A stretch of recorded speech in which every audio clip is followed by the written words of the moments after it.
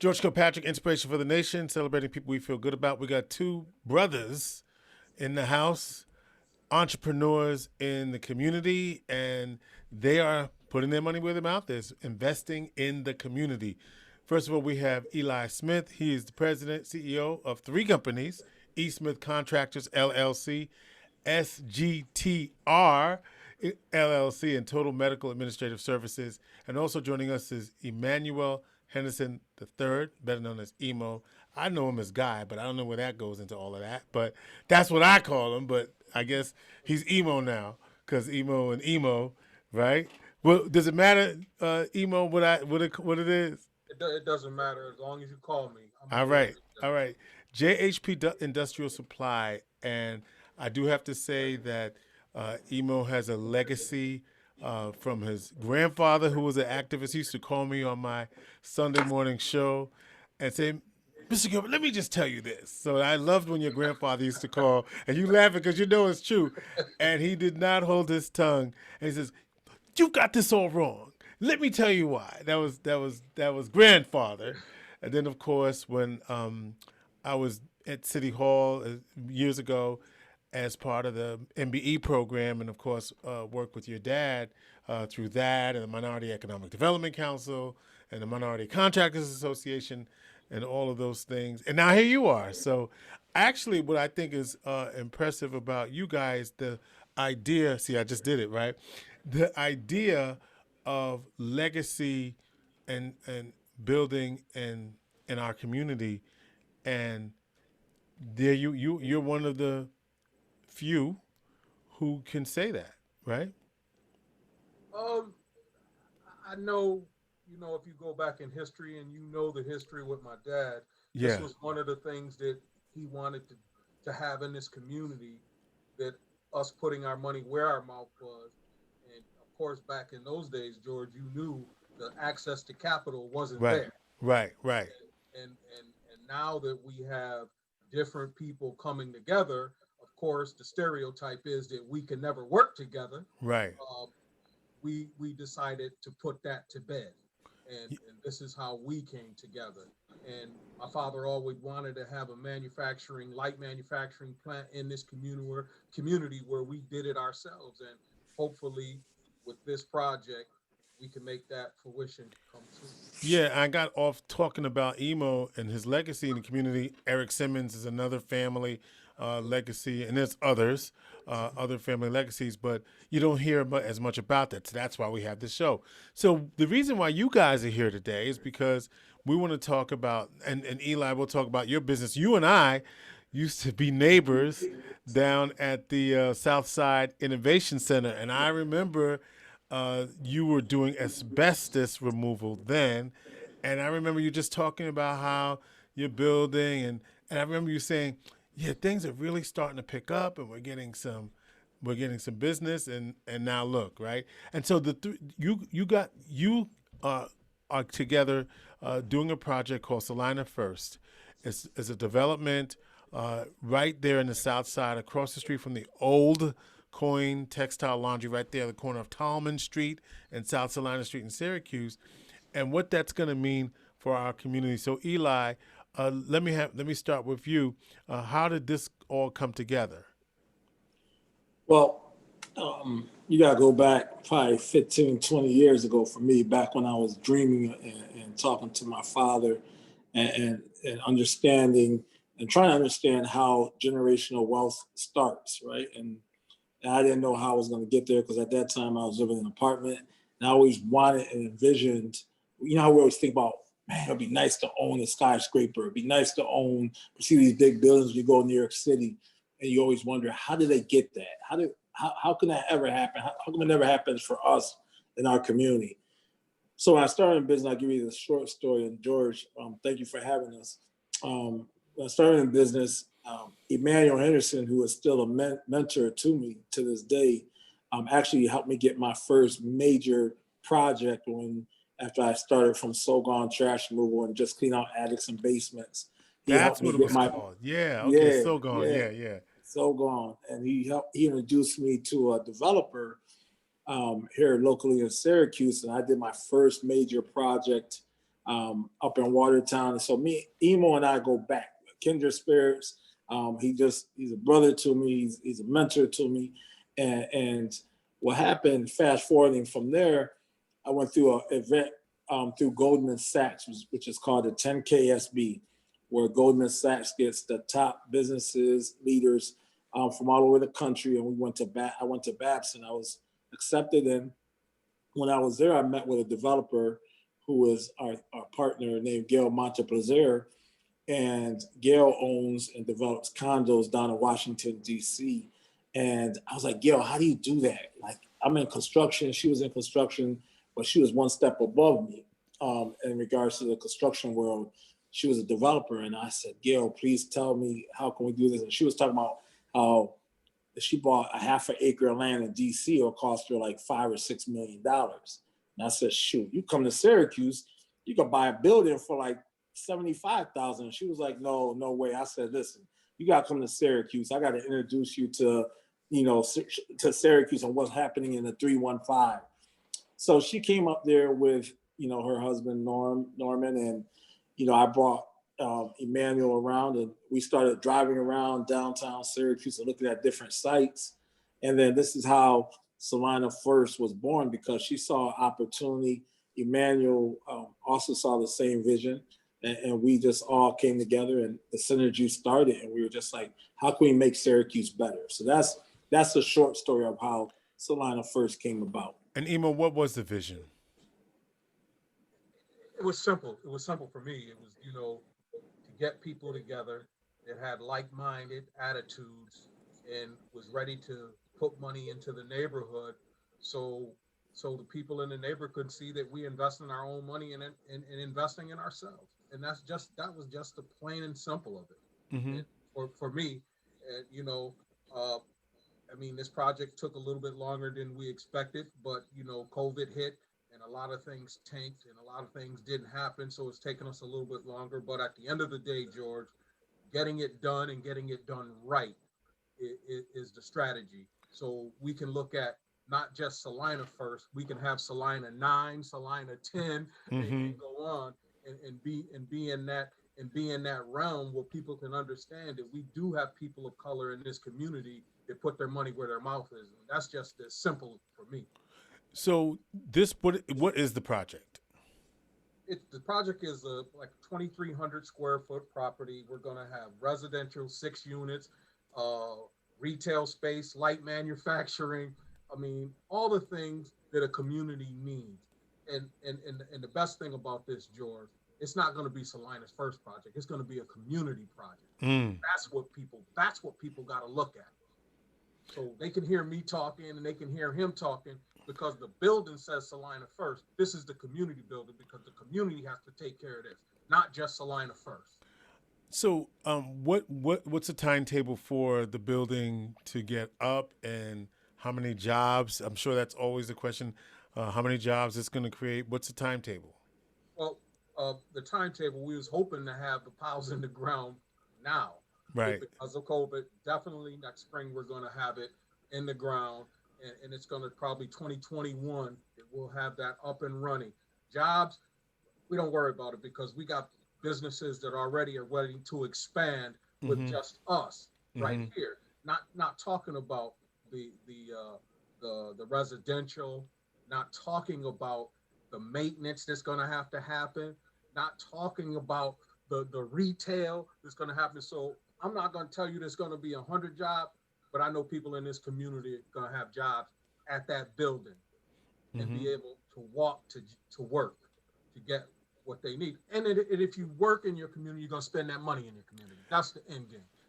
This is Eli, and I know Emo, you can weigh in this too, but this is a long time coming. Eli, I'm thinking about, again, sitting next to you in a cubicle down at the Southside Innovation Center, and now you got a big old plush office on James Street, right? But I'm saying this is a long time coming for the community. This is the kind of thing that we've been looking to see, especially for Black folk in this community. Say something about what the significance of this you think, and also our very own Vicky Bracken's saying that she's going to be one of the tenants in there. this is Salina First is a first. Like it's a fitting name because it's a first for so many different things. And as minority, businesses and leaders, there's a lot of things that we're doing that hasn't been done in the history of the city of Syracuse. I've asked many people who born and raised here for 50, 60, 70 years, and they tell me they've never known of a minority business or minority team that has ever did a development deal in the history of Syracuse. So the fact that this is happening in 2020, finally going to happen, is just should be to all the young people out there like, you can do this, because I'm nobody special. I'm a high school graduate out of Auburn, New York. So all it is, as I say to people, it's about building relationships and partnerships with good people and having a vision, and then explaining to the community exactly what your vision is, and hopefully they get behind you and we go from there. George, there's a lot of firsts that I find in my own personal life that, from, for doing my first GC job at Sankofa Park on the South Side. Oh yeah. I was told that was the first I was the first general contractor minority to do that for the city of Syracuse. I got upcoming projects at Syracuse University as a general contractor as well. So I continue with my team to kick down doors. And this is just another door that we're kicking down, Emmanuel and myself and the community, saying, you know what, no longer is it just about them. Like, we're going to do things differently. And I see more development going on down that South Side as well, with more projects that's going on. So if this is the first, this is just not about, as Emmanuel said, just not about this project, but we want to see more Blacks have more development and own more property and make buying back the block a reality, not just a vision. So is that a hashtag now? Buying back the block? Is that what we're talking about? I heard it. Now we're just trying to do it. Invest in ourselves, invest in our, communities. Talking with Eli Smith and Emo Henderson. So you all have separate businesses. So did you form an LLC?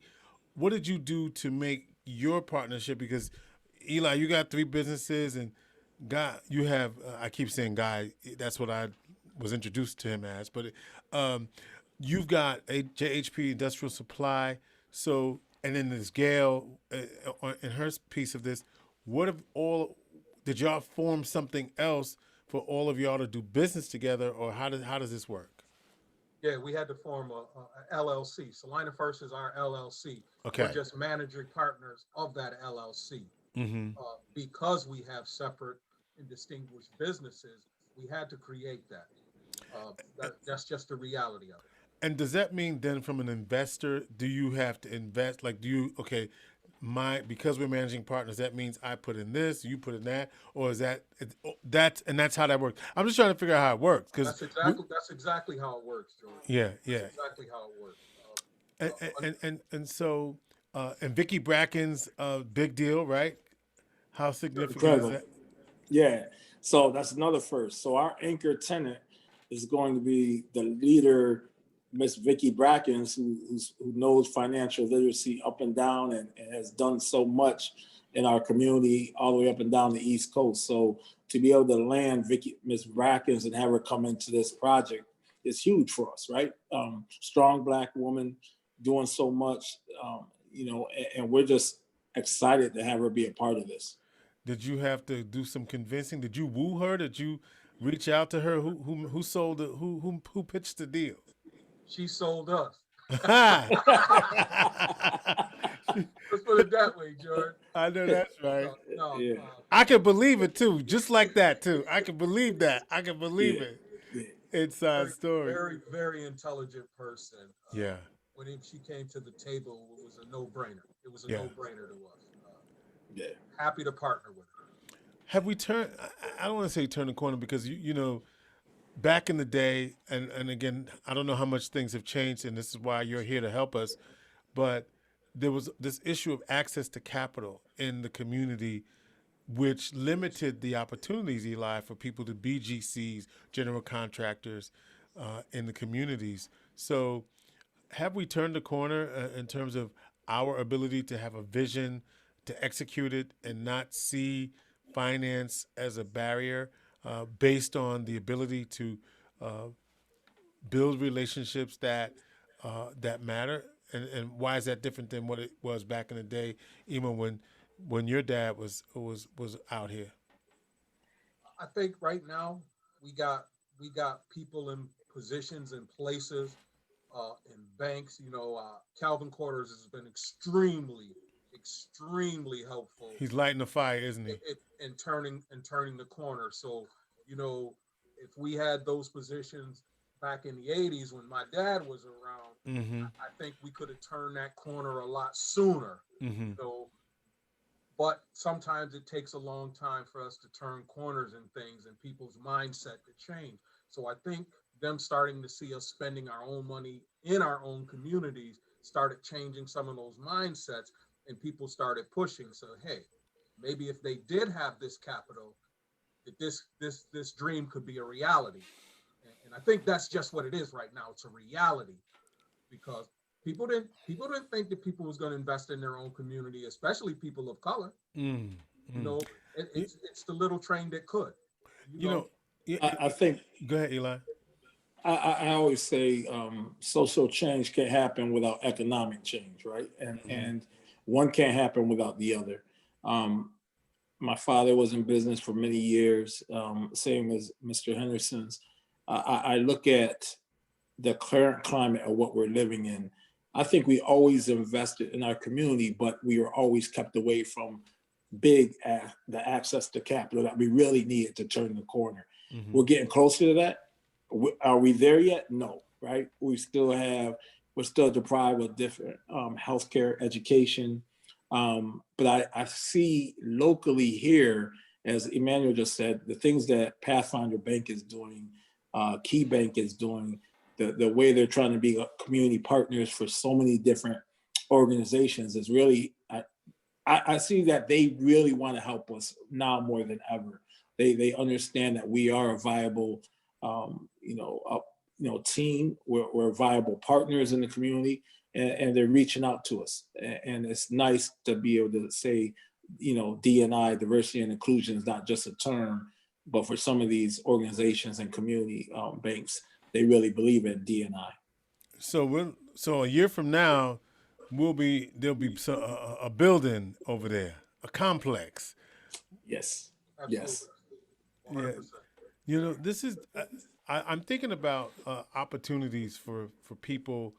You all do business outside of the city, and you go to other places and you see all of this excellence, right? How do we create that same sort of energy in our own community that will then, so that the people who graduate from Nottingham and Corcoran, go away to college, see opportunities back in their own hometown, that it's a vibrant place, aside from wanting to get away to a warmer climate? But how do they see this as a vibrant place? I think it's always been vibrant. Of course, But perception of. perception. So yeah, I'm a graduate from Nottingham High School. Uh, I've always lived here, and I've fortunately I've always seen that there was opportunity. I wish 30 years ago that we had this trades in schools. I Mm-hmm. think we're 30 years behind the eight ball on that because a lot of people aren't college material. You just heard Eli say it, but at the end of the day, um, we got to be out front. I mean, people of color have to be out front to show the younger generation that it's not all about the street corners. It's not Mm-hmm. about that. It's not about that. It's not about selling them things on the corners. It's about coming into the music, seeing something that he can do, that I can do, and say, hey, maybe I want to try and do what those guys are doing. Mm-hmm. And to change that mindset, we have to have, like Atlanta, we got to have vibrant Mm-hmm. minority, women owned Black businesses doing their thing. And the way to do that is for us to start it now and be the trailblazers. Mm-hmm. And so we can bring those other young cats back to Syracuse and say, hey, man, you ain't got to go to Atlanta for that. You could do that right here. Right, right. Because years ago, Atlanta wasn't Atlanta. 100%. 100%. So You you know what I'm understand what I'm saying? saying to you. So Right. a lot of yeah. the of the economic things that are going to happen, even with them trying to bring Blueprint 15 here, at Atlanta had it, like you said, Atlanta wasn't Atlanta. So there's a lot of things that have to start happening, but we got to get to be in those rooms so we can have those conversations so people can hear that we do have these dreams. This was Right. just a dream for us. It was just a dream, George. Mm. But we made it a reality. And that's the perseverance that I think the young Black women and males need to have in the Syracuse community to make Syracuse look like Atlanta. So George, to answer your question and to further what Emmanuel said, economic development, right? How do we change that? How do we make to answer your question? We have to make, when projects happen here in our city, we have to make sure that we're not an afterthought. And because what they've been saying to us for years and years is, George, I know you missed this project, maybe the next one, or George, I know that you missed on this opportunity, but maybe the next one. So we're always told maybe the next one, right? So when Amazon or these other companies come and invest and open up these projects, and I'm talking about in the construction industry, we got to make sure that they have minority goals on all this economic development so that our people on the south side, north side, east side, and west side are making money so they can reinvest back into their homes and into the communities, right? What is happening in the community, in the construction industry is Amazon, I'm just using them, okay, for an example. You got a $70 million building that's being built where that money is being taken out through the unions, the workers, back to the Chittenango, back to northern Pennsylvania. That's where these workers are coming from, right? Because But they don't right have the down, workers here, or they're not in the unions here.